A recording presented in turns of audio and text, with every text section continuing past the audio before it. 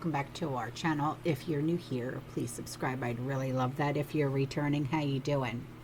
So do you remember way back when newspapers were in everybody's home? And there was a columnist, and she went by like Dear Ann, Dear Abby, that type of thing. Well, I found one that was from December 4th, 2002.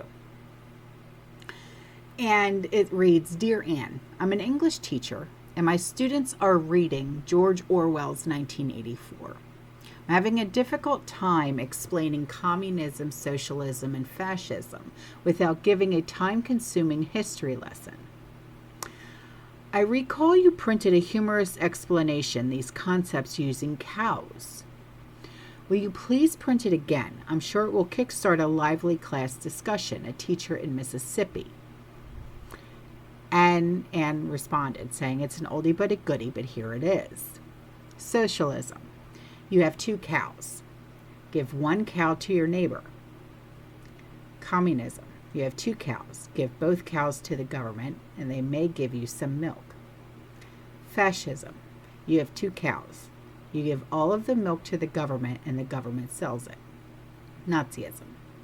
You have 2 cows. The government shoots you and takes both cows. My God. All right. Anarchism. You have 2 cows. Keep both cows, shoot the government agent, steal the other cow. Capitalism. You have 2 cows, sell 1, buy a bull. Okay. Has anyone read George Orwell's 1984? Yeah, I have a copy. And I got it on thriftbooks.com. I think I paid like $3 for it, $4 for it or something. And it goes, I'll read the back of it to you if you've never even heard of it. It says, the year 1984 has come and gone, but George Orwell's prophetic nightmarish vision in 1949 of the world we are becoming is timelier than ever. 1984 is still the great modern classic of negative utopia, a startling, original, and haunting novel that creates an imaginary world that is completely convincing from the first sentence to the last 4 words. No one can deny the novel's hold on the imaginations of whole generations, or the power of its admonitions, a power that seems to grow, not lessen, and with the passage of time, with an afterword by Erich Fromm, Fromm. And when you buy from thrift books, they're used, but they're still in like really great condition. And it's, with the afterword, it's 326 pages. So I haven't read it yet, but I had gotten this for my husband. So, yeah. But I didn't think they would have schools read this. But then again, I graduated school in 1994. So, yeah. Anyway, but yeah,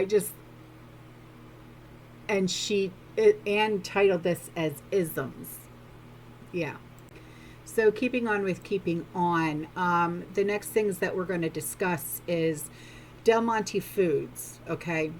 The canned food company, they have filed for bankruptcy. And that's what the company has confirmed. The company is 139 years old. Yeah.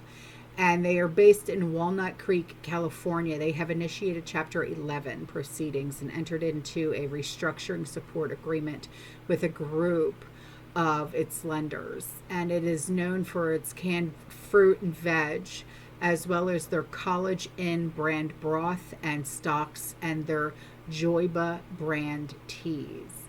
Bankruptcy court filings estimate that the company's assets and liabilities are between $1 billion and $10 billion. Del Monte has between 10,000 and 25,000 creditors. And the company said it is it has secured $912.5 million in financing from some of its existing lenders to support itself through the proceedings. It's a little crazy.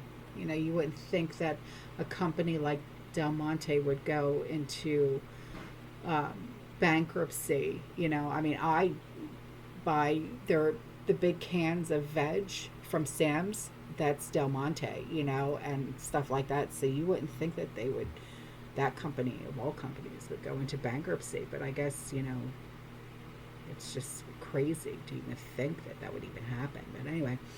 All right, I'm going to leave you with a video that was sent in by a community member, okay? You guys stay safe, you stay positive, you keep prepping. And as always, fear less and God bless. Ciao.